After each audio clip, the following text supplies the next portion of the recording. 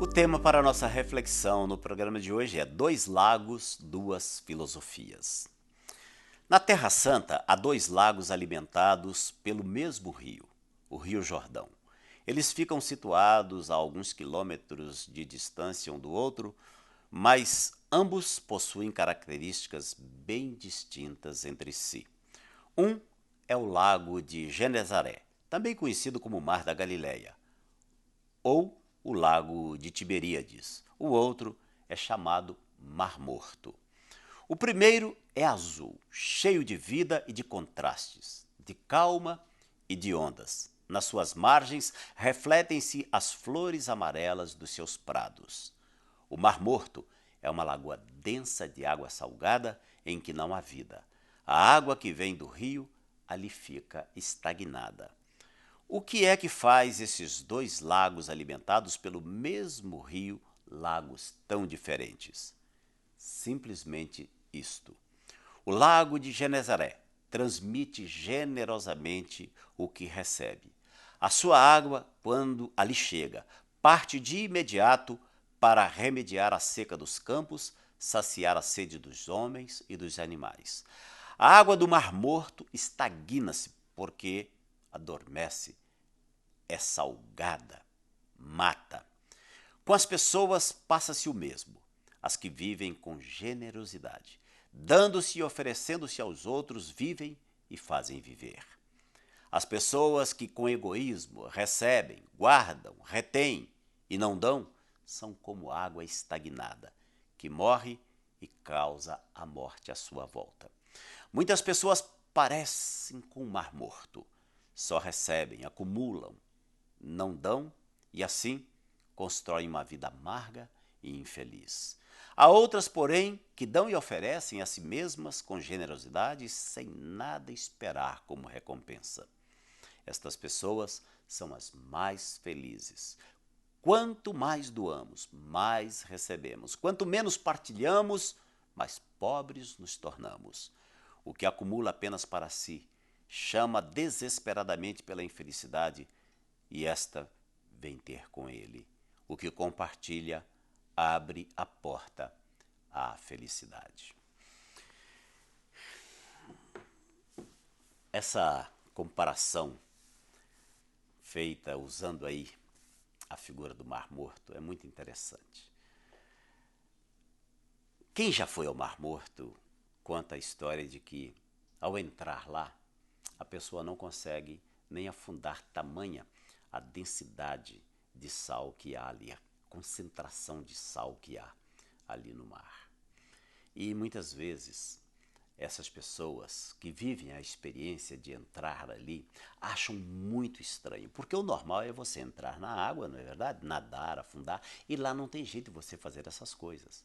Não é possível fazer isso por causa do que já disse, a densidade de sal na água é tamanha que não permite nem que as pessoas que entram na água afundem e nem que consigam nadar. Mas a explicação também está dada no texto. Por que é que o mar chama-se Mar Morto? Gente, isso é uma lição, uma grande lição. E eu imagino até que você já deve ter ouvido algumas mensagens a respeito, algumas reflexões a respeito disso. No texto nós lemos, ali diz que o mar é morto porque ele só recebe, ele não repassa, ele não distribui, ele não é generoso. Ainda que ele possa até conter muitas riquezas minerais, mas eu, por exemplo, nem tenho notícia de que haja alguma exploração científica ou que contribua com a ciência para a saúde da exploração dos minerais ali. Não sei.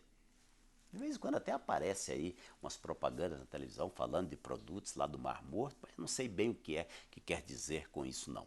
O fato é que esse mar é morto exatamente por quê? Porque ele só recebe, ele não distribui. E na nossa vida também acontece muito disso. Aquele que só recebe, só recebe, só recebe, pode até, aos olhos humanos, possuir muito, ter muito, mas está morto naquilo que conseguiu acumular. Acumulou tanto que não consegue nem se mexer, não consegue nem reservar um tempo para o seu lazer, para o seu tempo com a família, por exemplo. Por quê? Porque só foi ajuntando, e de repente ele ficou preso no meio de tudo que ajuntou, ao ponto de não poder abrir mão daquilo, não poder sair. Aliás, eu me lembro aqui de um amigo que eu tinha, e esse amigo, ele foi conquistando muita coisa, uma pessoa muito rica, mas ele, olha, não tirava férias, ele não gastava, sabe, se você passasse por ele, era bem provável que você iria tirar uma esmola e dar a ele. Ele parecia um mendigo, mas era muito, muito rico. E esse homem não tinha tempo para absolutamente nada. A vida dele era trabalhar. A vida dele era ajuntar. Agora você não sabe do pior. Sabe o que aconteceu? Aliás, convém acrescentar aqui, ele não tinha família, não tinha filhos, eu não tinha conhecimento de que ele tinha irmãos. Ele era uma pessoa só, mas conseguiu ficar muito rico. Um dia eu encontrei com esse homem.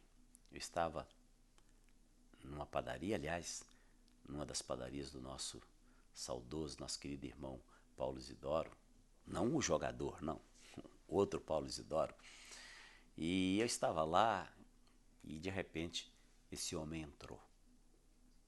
E ele entrou e eu fui cliente dele por muitos anos. Por muitos anos.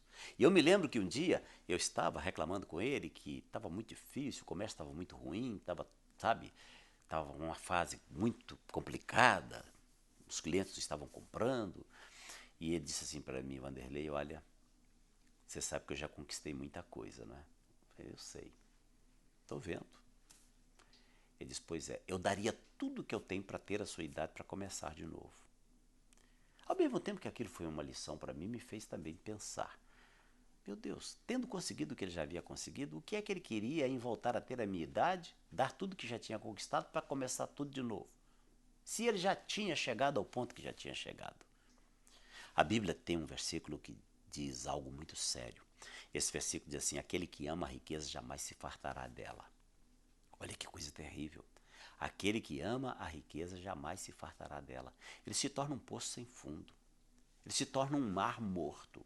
Ou seja, nada chega para ele. E tudo que chega nele fica parado, ele fica retido. Mas voltando lá ao encontro que eu tive com esse moço, eu quase não acreditei. Ele chegou para mim chorando, chorando. Ele disse: Vanderlei, eu perdi tudo. Eu estou falido.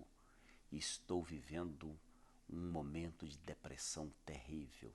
Eu perdi o gosto pela vida. Pouco tempo depois eu tive notícia da sua morte física, porque a morte em vida ele já tinha experimentado, exatamente quando escolheu viver como o Mar Morto. Embora, claro, o Mar Morto não escolheu viver assim, é a natureza, ele foi criado assim, mas a natureza nos dá uma grande lição aí. Aquilo que Deus tem te dado, com aquilo que Deus tem te abençoado, você deve compartilhar, você deve dividir. E eu não estou falando aqui apenas do ponto de vista material, financeiro, não. Se Deus tem te dado um espírito de alegria, divida esse espírito de alegria com as pessoas. Se Deus tem te dado, sabe, um olhar positivo para a vida, divida essa positividade com as pessoas à sua volta. Aliás, só pode viver uma vida assim quem já faz isso, não é verdade? Mas quem sabe você está vivendo esse momento onde você se sente mais morto do que vivo, embora cercado de muitas coisas, embora tendo conquistado, alcançado, construído muita coisa, mas se sente mais morto que vivo.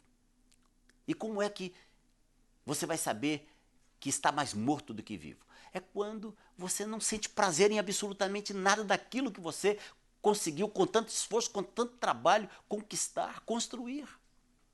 Por quê? Porque você fez disso a razão principal da sua vida. E qualquer pessoa nessa terra que fizer dessa busca de conquistar, de fazer, de construir um fim em si, vai sofrer, vai se decepcionar, vai frustrar. Por quê? Porque essas coisas elas devem ser um meio. O próprio Senhor Jesus já nos ensinou a respeito, por exemplo, das conquistas. Jesus diz assim: das riquezas de origem iníqua granjeai amigos, para que quando estas vos faltarem, estes amigos vos recebam nos tabernáculos eternos. Vou contar uma coisa aqui para você. Por muito tempo eu não entendi essa palavra de Jesus. Eu falei, Jesus, o senhor está dizendo que das riquezas de origem iníqua, o que é iniquidade? Iniquidade é maldade. O senhor está me pedindo para as riquezas de origem iníqua eu granjear amigos? É exatamente isso. Jesus estava dizendo, das riquezas de origem iníqua, conquiste amigos, granjeie amigos. Use isso para trazer os amigos para perto de você. Para que quando estas os faltarem, e essas riquezas em algum momento vai faltar, ou você vai deixá-las ou elas vão te deixar, não tenha dúvida. Por mais que você viva, por mais que você construa, por mais que você conquiste, das duas uma, em algum momento, ou elas te deixam ou você as deixa. Mas há uma coisa que vai ficar para a eternidade, é o que Jesus está dizendo. São os amigos que você conseguir amealhar, são os amigos que você conseguir granjear, conquistar com isso que você tem adquirido. Por quê? Porque são estes amigos, Jesus diz, que vão te receber nos tabernáculos eternos. Amém? Queria ter mais tempo para continuar nessa reflexão, mas já estão me sinalizando ali que eu tenho só um minutinho mais, é o tempo de orar. Vamos falar com Deus agora? Querido Pai, mais uma vez, obrigado por este tempo precioso, obrigado por este tempo maravilhoso. Obrigado, meu Deus, pela Tua palavra e obrigado por nos ensinar a cada dia como extrair o melhor da vida. Muito obrigado, meu Deus. Que privilégio podermos ter o Senhor como nosso professor e ter a Tua palavra como nossa bússola, como nossa orientadora. Vá ao encontro das vidas que oram comigo agora e mais uma vez eu te peço, abençoe a cada uma delas. No nome de Jesus, nós te pedimos, te agradecendo por tudo. No nome de Jesus. Amém, amém e amém. Graças a Deus pela sua vida, graças a Deus por mais esse programa. Infelizmente, nosso tempo acabou, mas vamos nos encontrar novamente no nosso próximo programa. Lembrando mais uma vez que sem Jesus não dá para ser feliz.